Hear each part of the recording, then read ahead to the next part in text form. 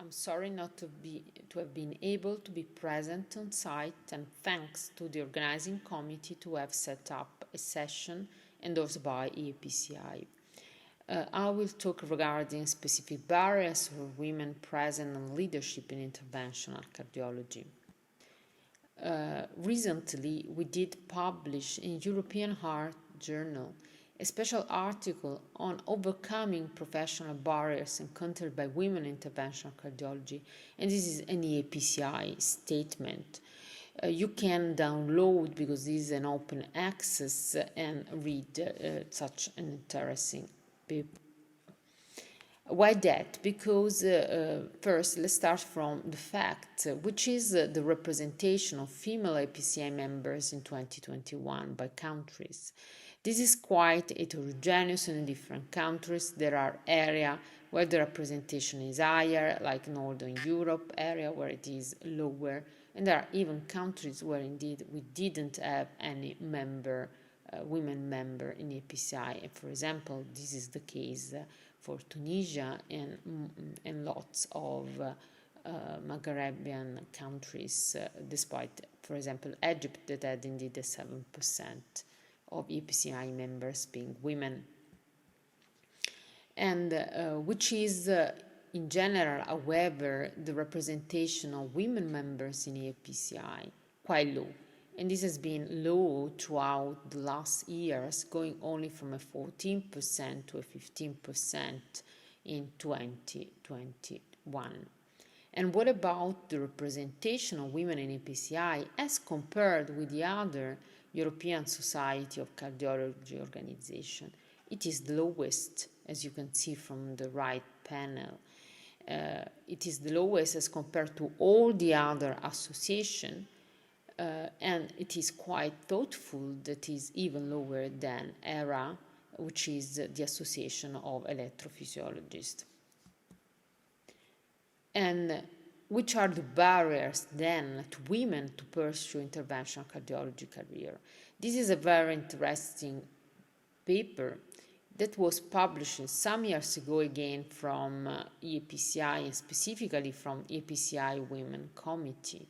And this was a survey that was circulated throughout the EAPCI members, investigating which were the causes for such barriers.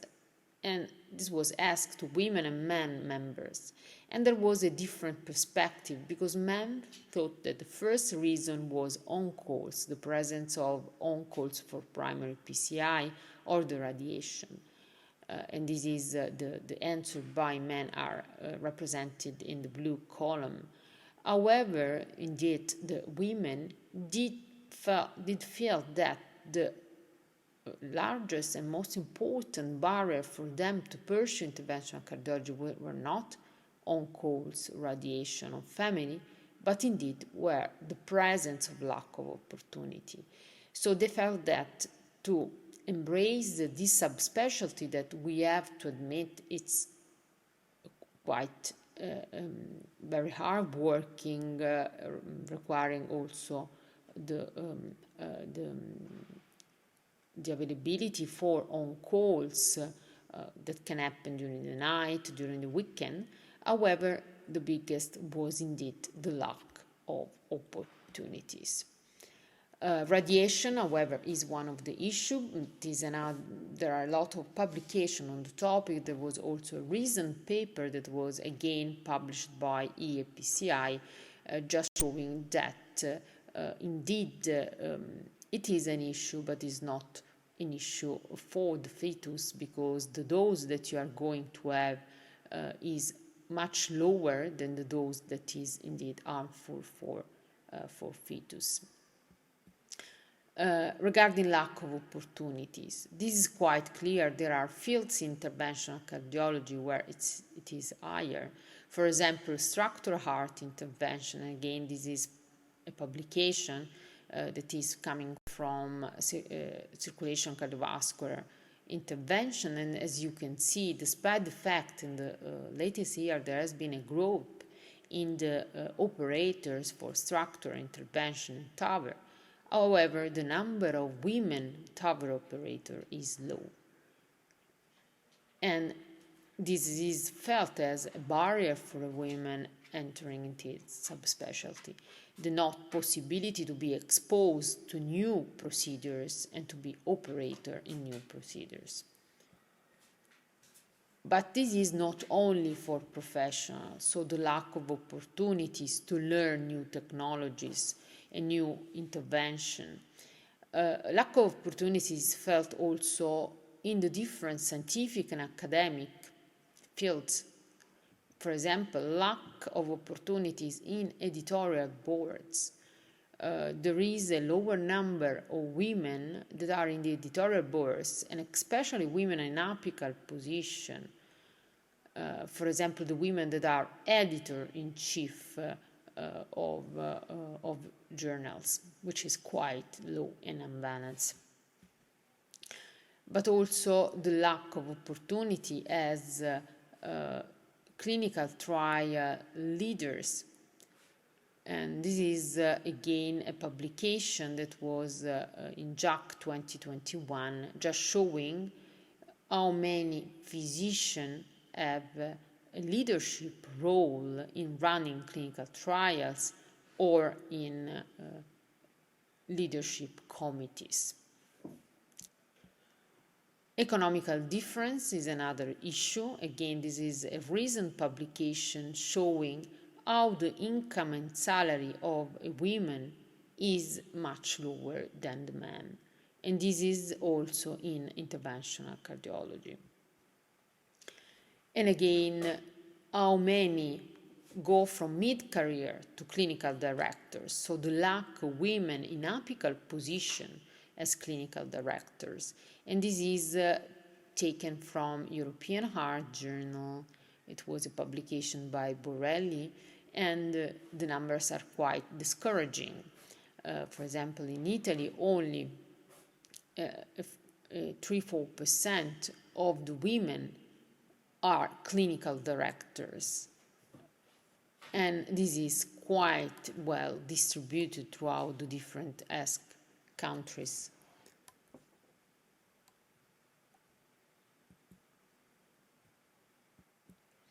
However, in the document are not only discussed which are the barriers that I described, but also to try to find solution to that.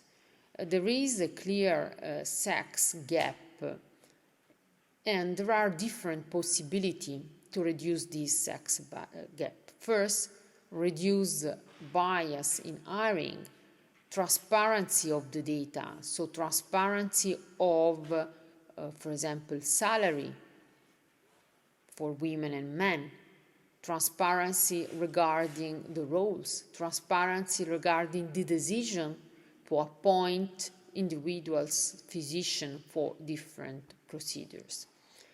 There are also unconscious bias of training. That should not be the case. The importance of networking, because networking gives the possibility, for example, to encounter their mentor or sponsor that are very important for career development, to identify a mentor and a sponsor that, if it's not possible to find in our own institution, can indeed be found outside the institution. So that's the importance of networking.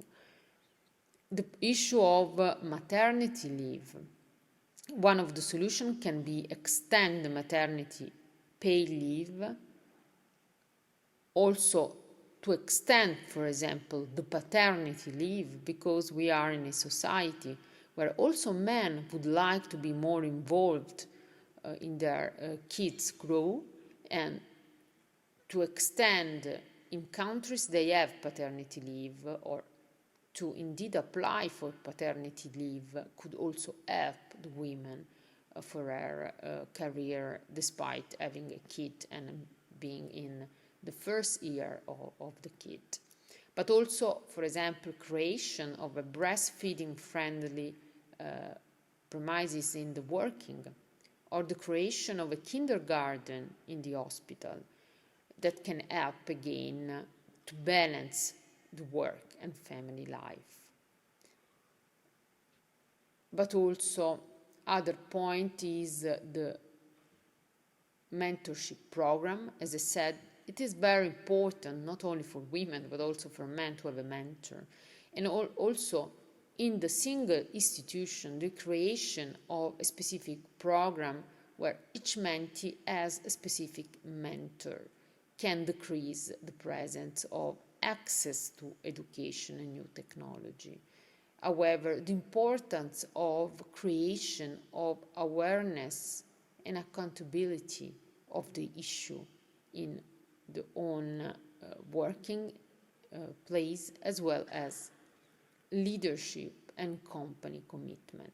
So also from the institution, the commitment to have a more equal representation of gender in the leadership position. There are some institutions that, for example, did create a gender and diversity committee. In my hospital, it was created a gender and diversity committee with representation from the single department.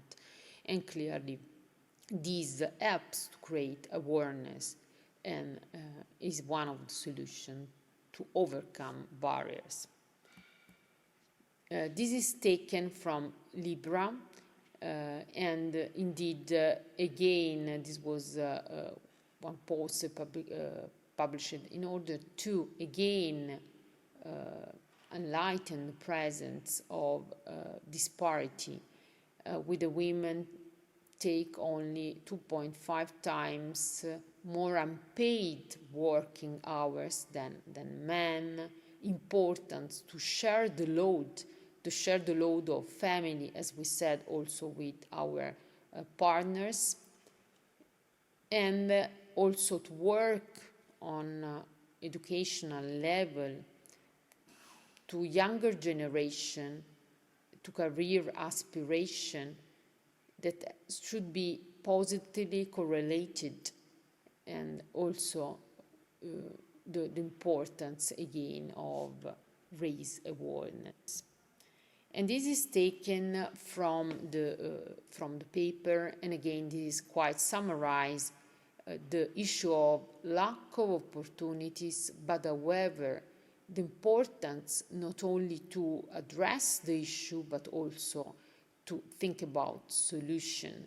So to have an equal chance in fellowship position, for example, so for the application of fellow to center where they can be trained in interventional cardiology, to maybe consider a quota for women and to have open calls that can encourage the women to enter. Also incentives to increase the female to male ratio, promotion of policies supported by academia and industry for competence-based selection criteria, diverse editorial board for use of talented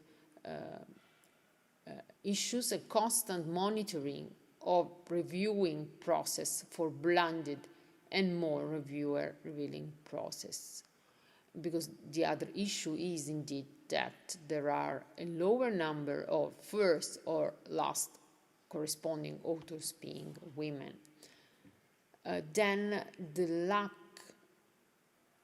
of, as we said, mentorship, and indeed the promotion of mentorship, but not only mentorship, but also identification of sponsor to help women to go through the different stage of the careers, because barriers can be encountered in different stage of the barriers. Regarding the pregnancy and family management, as we said, incentives from health insurance coverage for a longer maternal leave, but also funds for in-hospital children facility as kindergarten, and also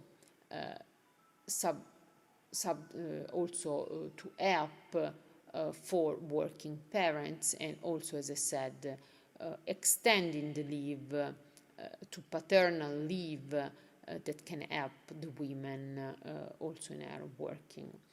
Then on the radiation, there are several ways to overcome this such as the use of auxiliary devices to lower this risk. On-call concerns higher feasibility for adaptability for mothers. Again, indeed, for example, creation, as we said, of in-hospital facility that can help the women during the on-call to have the children taken care on, but also a lot of work should be done in the cultural environment and helping of the society to the women that wants to be in interventional cardiologists and also to be mother. And then the last part of the document was regarding the impact of COVID, because COVID was a very good example that how it impacted especially the women in their, for example, advancing in career.